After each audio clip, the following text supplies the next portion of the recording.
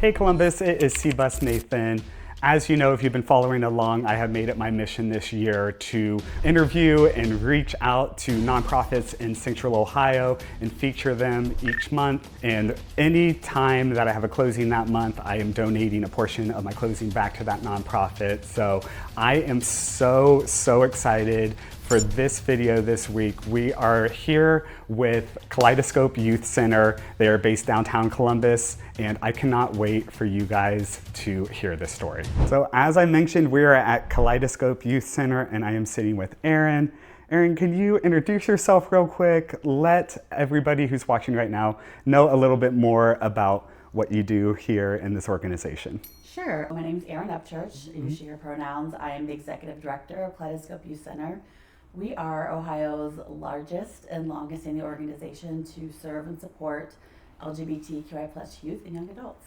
Nice. And how long have you been in this position? I've been in this position for 7 years. Nice. We just had a chance to walk around, both the drop-in center and the wellness center and talk about just an inspiring space to be in. Yeah. Can you talk just briefly about what is the main population that we're working with and that you're helping with on a daily basis? Sure. To say we center the needs and experiences of lesbian, gay, bisexual, transgender, queer or questioning, intersex, and asexual youth. That's the LGBTQIA+, ages 12 to 24. Okay. And we have a few different programs through which we're able to provide support and services. Right now we're in our drop-in center, which we're most widely known for is probably it's the longest standing program here. And it's open Tuesday through Friday for ages 12 to 20.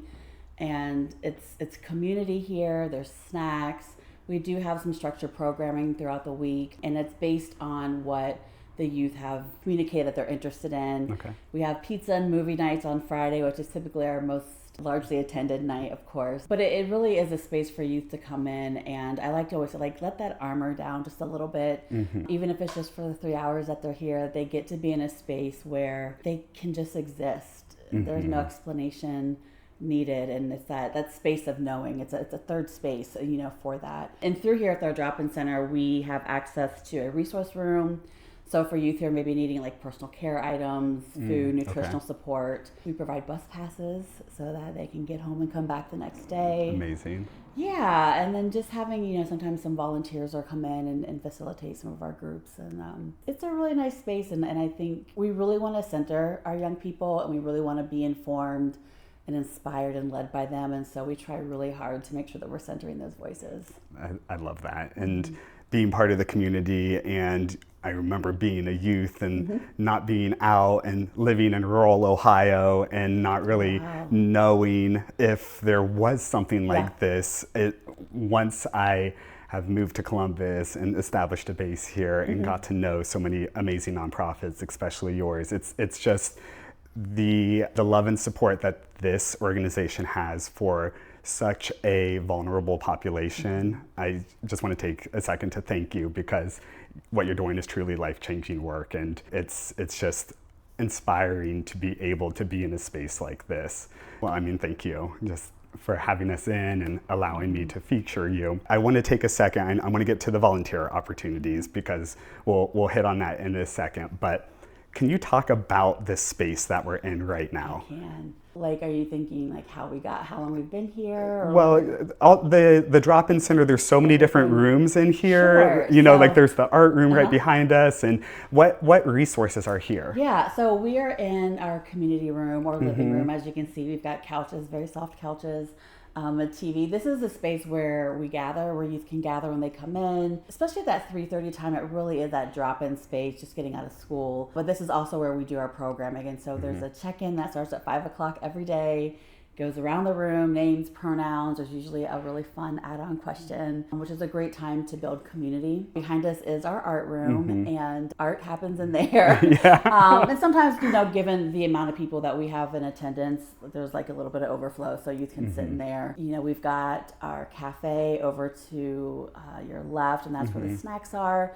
And, we like it to be set up kind of when you get home from school. At least I have memories of coming home from school and there'd be snacks in the pantry, right? Yep. And so just that kind of homey feel, so it doesn't feel like a program. And then we've got multiple rooms in here. We've got a cyber center, which, through a gift through the David Bennett Cyber Center. David Bennett, they gift us 6 computers, desktop computers, every few years. And just like all of our services are provided at no cost to our youth. And so they're able to utilize that, if they're doing homework or if they're, completing job applications, doing some research or just want to play games. We have a library with a lot of books in there. There's a game room. I think there's a guitar in there still. So yeah, it's a space that we hope that young people can come in and just kind of feel free to exist and really importantly have that space of rest and access to resources. And then of course we've got our wellness center, which is right behind our drop-in center. We moved into there 2023 of September. And fun story is that initially we were going to use it for one of our housing programs, which was a horrible idea, and I'm glad it didn't work out. But that's where we're able to run groups over there. So we've got a behavioral health team and a community-based wellness team. So we're able to do some therapeutic or clinical groups there. That's where our individual therapy happens. We've got about 6 social workers on staff, and their homes are over there. And again, it's another space to gather, another space to be in community, a place of rest. That's where our resource rooms also exist. And so, it really has a homey feel. Yeah, the natural light in that space, surrounded by just the landscape and the greenery. It's like, I could live here.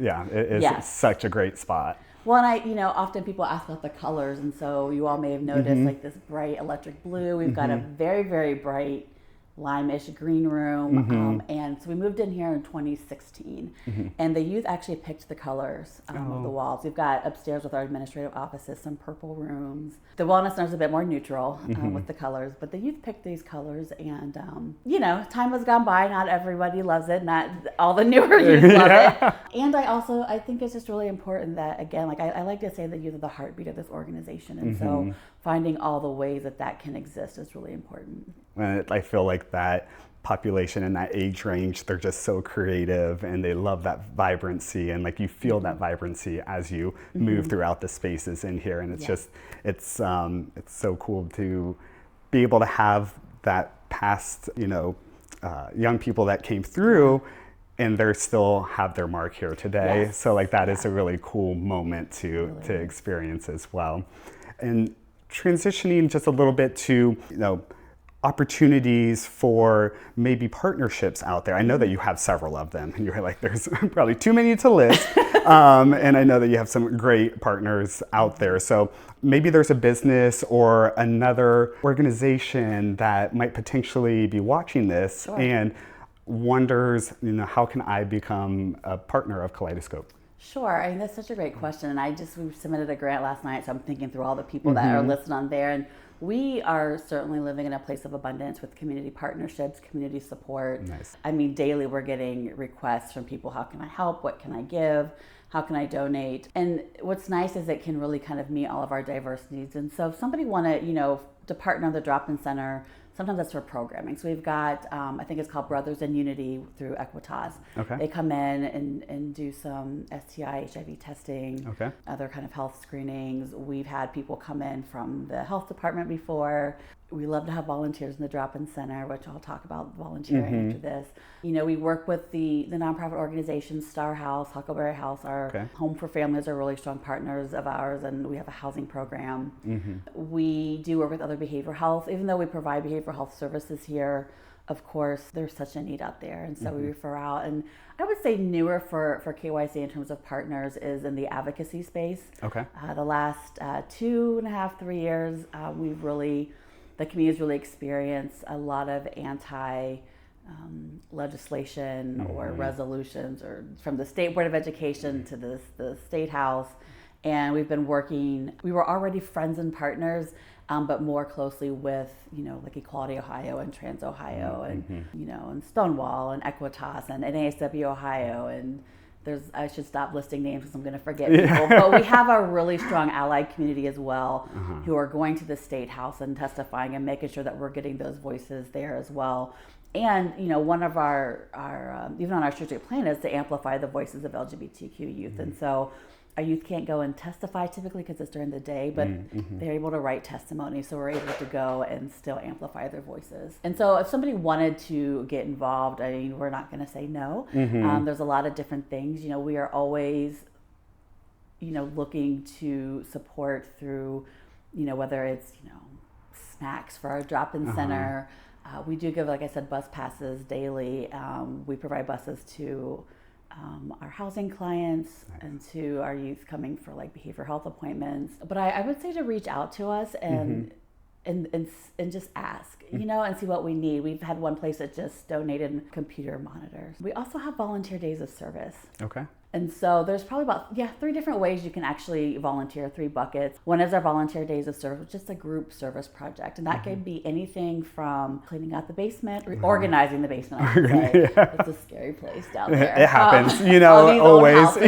All the time. I see them. You know, but helping with that, it could be administrative. I think I was here last week and people were organizing some files. But we also have special events coming up. And so we've got our Pride celebration, which is right here at KYC on June 21st. We always need help getting set up for that. We've got Barbecue, which is our back to school event in the fall, I'd say late summer, early fall. And so there's really a lot of different ways to get involved and get engaged. And as I mentioned before, we really enjoy having volunteers here during the drop-in center hours. You know, research tells us that just one relationship with a positive and safer adult decreases multiple risk factors. And so that mentorship that becomes available is really important to our youth. And there's something about, you know, grown-ups showing up for them in a way that maybe they might not be getting at home, or maybe they are, but maybe they're not getting it at school or whatever it is. And so that's another really great way to get engaged. And I know that as a youth, part of the community, if I had a mentor in my life, I feel like I would have been able to live a fuller life quicker. Yeah. I live a very full life now and I'm very happy because I found a community when I was in college. But there is just the ability to know that there are other people just like you out there that want to support and lift you up and affirm that you are beautiful just the way that you are. And it's amazing that there is this organization that provides that to the Columbus area. Yeah, I mean, it's really important to us. And, you know, on our website, it says belonging begins here, right? And that's something for us at our core, is that you can come here and you can belong, you can experience that. And, you know, we're not pressing people to fit in or change their narratives or mask or do anything. And so I like to share that, yes, we've got queer and trans youth coming here. They're also adolescents, right? And they have lives and all these other pieces of parts of them. And so being able to be here and figure out who they are, even if it's just for that day, and to have their lives reflected back to them, right? The possibility reflected back to them is something really important. And everybody needs it, regardless of how you identify, where you live, any of it. Like we all, that's a human need and a human condition. And so I really love that we can do that. And for our team as well, you know, we're really big on, if we can't find that here within ourselves, how can we create those spaces for our youth? So we work really hard to also foster that on the inside. I love that. Yeah. And I got to meet several members of the staff and just all amazing people who, you know, there's a lot of people out there with big hearts. I know that it's hard to find nowadays, or it seems like it's hard to find nowadays, but being in this space, you can just feel the love and support. And I just appreciate that so much. And, you know, you mentioned the volunteer opportunities. If somebody's watching this and they are not in the Central Ohio area, is there a way for them to potentially donate? I mean, I'm sure there is. You know, I had to set this one up. But You know, one thing that I want folks to know is that we are a statewide organization. I think that, because this is like our hub, right? Right here. A lot of our statewide work is including around our education and training, working with providers. We're the hub for the Ohio GSA Network, which is the Gender and Sexuality Alliance. And so we do have that statewide reach. I say that to say, like, people don't have to live here to support us. How can they what did you ask me? How can they give? How could they donate? Yeah, how can they donate? Right. The biggest part of the whole job. Yeah. They can go to our website is Yep. one way. I mean, checks are great. They can go to our website under donate. We've got our Unity Circle, which is our recurring donor program. And so we really want, we're in our 31st year. Sustainability is very necessary, very important. In the last 7 years, we've had a lot of growth and expansion, and we've really kind of, I think, deepened in the work that we're doing. And we want to see those things be sustained. And I was sharing last weekend at an event, there's a few young folks that I'll run into here just in the city who were here when I first started, and they've aged out, and they're doing really well, and they're thriving, and they're happy to see myself or others, and that's also an investment. And so I think it's important for folks to know, like, yes, you're investing in there right now, and yes, we definitely need and appreciate those resources now, but it really is an investment in the future and in our community and in the direction that we get to go. Yeah, and to just continue to build such a strong community in Central Ohio and across Ohio, because Ohio is the heart of it all. I mean, it's something, yeah. But I mean, I feel like the thing that drew me into Columbus is the like vast acceptance, and this city is so rooted in diversity, and it's just a really great way to continue to build the future of Columbus. Yeah, a lot of possibility here, and that's what I experienced being here at KYC is the possibility. As much as folks thank us for doing this work, it really is a gift and a privilege, and it's really a magical space. To see youth come in one way and like leave another way just because they had that experience of belonging, or it was safer for them to express themselves in a way that is aligned with how they see themselves. The friendships that happen. D&D is a really big deal here. And, all those, like, again, as teenagers, young adults, we like to hang out with our friends or our peers, and that gets to happen here. And it's a really beautiful thing. We've got some programming for families as well, for 12 and under, and then also for parents and guardians or caregivers. And that's really expanded and grown as well. And so that gives me a lot of hope to know that, even with some of our younger folks, their families are very supportive and affirming. Yes, yeah, and I'm glad that you touched on that, because that was something big that I wanted to talk about, is like, if there is a parent that's watching today and they have a young person who might need these services, again, just reaching out to your website, everything's there, and then... Everything is there. Our schedule for the drop-in center is there. They also could send an email to info@kycohio.org. Or just show up and we'll figure it out. And we'll put it all in the the description below, so that viewers have that to be able to go and click on it, check it out, and donate, or however they want to, moving forward. Before we wrap things up, maybe two more questions. Sure. Where do you see this organization going in the next maybe 5 to 10 years? That is such a great question. And if you asked me this probably 5 years ago, I would probably answer differently.